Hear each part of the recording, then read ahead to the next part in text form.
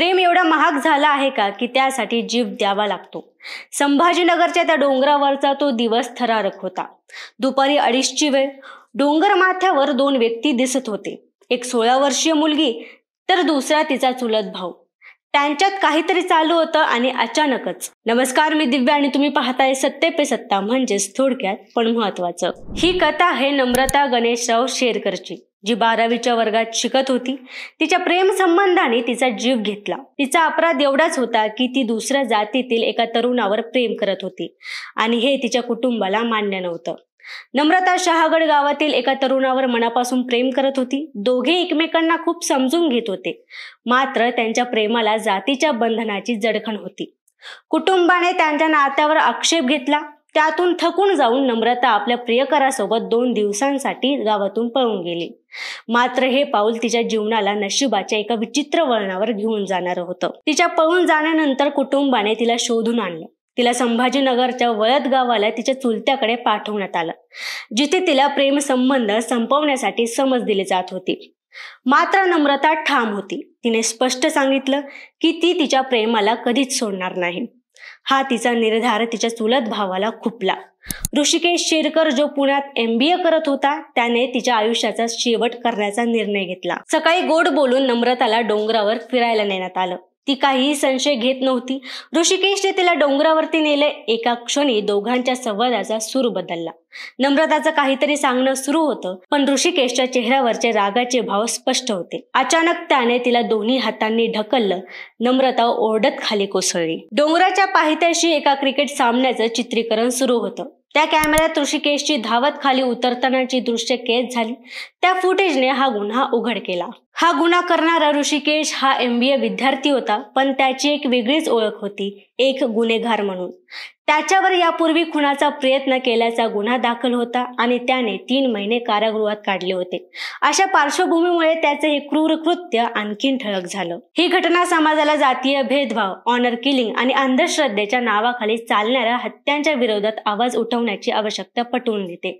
नम्रता शेरकरचं आयुष्य जातीय भेदभाव आणि जुन्या परंपरांमध्ये अडकून संपवण्यात आलं। प्रेमासाठी तिने आपल्या भावनांवर ठाम राहण्याचा निर्णय घेतला, पण तिच्या स्वतःच्या भावानेच तिच्या प्रेमाचा गळा घोटला। डोंगरावरून तिच्या आयुष्याचा शेवट होत असताना डोंगराच्या त्या कड्यानेही तिचं धैर्य आणि तिचं प्रेम पाहिलं। नम्रता शेरकरच्या दुर्दैवी ऑनर किलिंग प्रकरणाने समाजाला हादरवले, परंतु कायद्याने या अमानुष कृत्याला थांबवण्याचे पाऊल उचलले आहे। ऋषिकेश तानाजीराव शेरकर याला वाळूज पोलिसांनी तात्काळ अटक केली आहे। या घटनेवरून आधारित कायदेशीर कारवाईचे मुख्य मुद्दे म्हणजे खुनाचा गुन्हा दाखल, भारतीय दंड विधान कलम 302। ऋषिकेशवर भारतीय दंड विधानाच्या कलम 302 नुसार खुनाचा गुन्हा दाखल करण्यात आला आहे।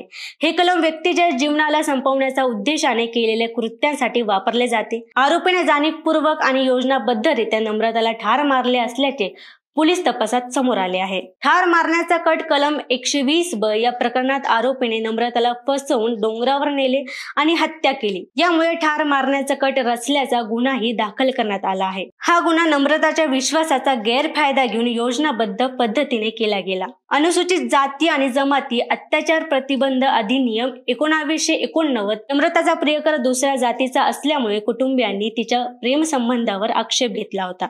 त्यामुळे या प्रकरणात अनुसूचित जाती आणि जमाती अत्याचार प्रतिबंध कायद्याअंतर्गत कलम लागू होऊ शकतात जर जातीय द्वेषातून गुन्हा घडल्याचे निष्पन्न झाले। ऋषिकेश याची यापूर्वीच गुन्हेगारी पार्श्वभूमी आहे। त्याच्यावर गुन्ह्याचा प्रयत्न कलम 307 आणि जखमी करण्यासाठी मारहाणीचा कलम 324 गुन्हा दाखल होता।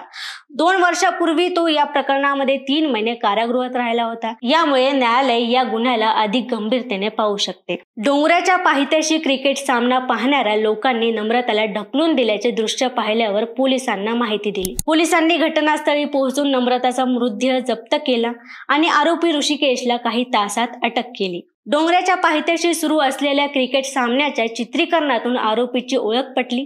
कॅमेऱ्यात ऋषिकेश डोंगरावरून पळून जात असल्याचे स्पष्ट दिसत होते। या व्हिडिओ क्लिपमुळे न्यायालयात गुन्हा सिद्ध करण्यासाठी महत्त्वाचा पुरावा म्हणून उपयोग होईल। जर न्यायालयात ऋषिकेश दोषी सिद्ध झाला तर कलम 302 अंतर्गत जन्मठेप किंवा मृत्यूदंड, कलम 120B अंतर्गत कठोर शिक्षा 10 वर्षे किंवा अधिक, याशिवाय नम्रताच्या कुटुंबियाच्या जबाबांवरून आरोपीच्या गुन्ह्याचे बळकटीकरण होऊ शकते। खुनासारख्या गंभीर गुन्ह्यात विशेषतः जेव्हा पुरावे आणि साक्षीदार स्पष्ट आहेत तेव्हा आरोपीला जामीन मिळण्याची शक्यता अत्यंत कमी असते. हा गुन्हा केवळ एका मुलीच्या मृत्यूपर्यंत मर्यादित नाही, तो समाजाच्या मूल्यांवर आणि कायद्यांच्या मर्यादांवर प्रश्न उभा करतो. न्यायालयाने योग्य ती कारवाई करून अशा घटना भविष्यात टाळण्यासाठी कठोर संदेश देणे आवश्यक आहे. पण तुम्हाला एक नागरिक म्हणून या संपूर्ण घटनेबद्दल काय वाटतं?